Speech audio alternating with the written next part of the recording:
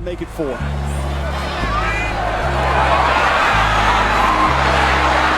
on the run. He steps back, fires deep, and Toledo pulls off the upset.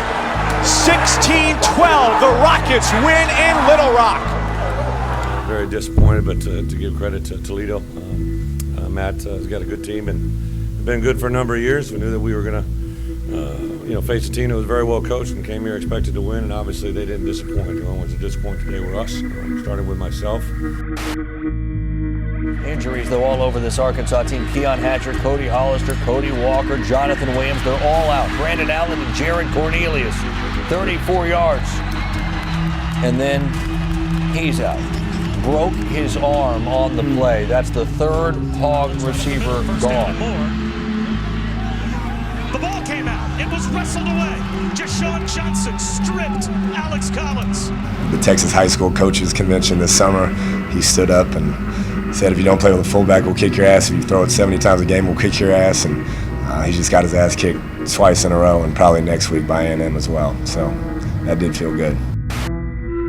Arkansas was ranked 20 in the preseason, and they lost to Toledo before they lost. Hating on Toledo now. Don't do your Midwestern bias thing. Here's the thing. If you're at Arkansas, you can't lose to Toledo. I'm sorry. You really can't lose to Toledo.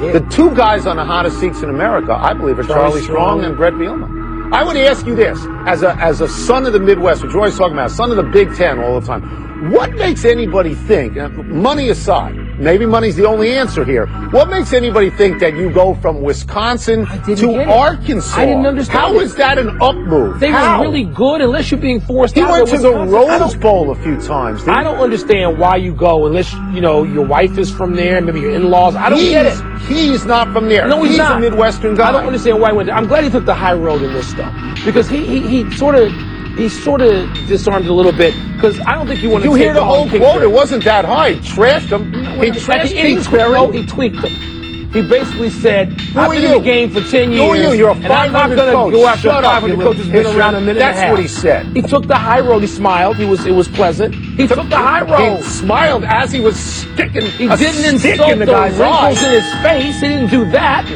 Come on. He's in trouble. Bielema's in trouble. He's in trouble not because he's going back at Kingsbury, because he didn't beat him. Do you remember when they introduced him at Arkansas and he couldn't do that? Big suey. We shouldn't be doing that. Why are you doing that? Do that. I mean, you should be a Badger. In this profession, you handle certain things in a certain way. I never really had that before because I don't know what part he was referencing to. I do remember talking about how when we play on defense, if we can, play against someone that's completely opposite of us, we got to feel that's an advantage, and that's all. I didn't reference Texas Tech. I don't know if he or someone was in the crowd, obviously struck a nerve, but if we start digging into what people say at coaches' clinics and trying to use that as motivation, it's going to be a very, very weird world.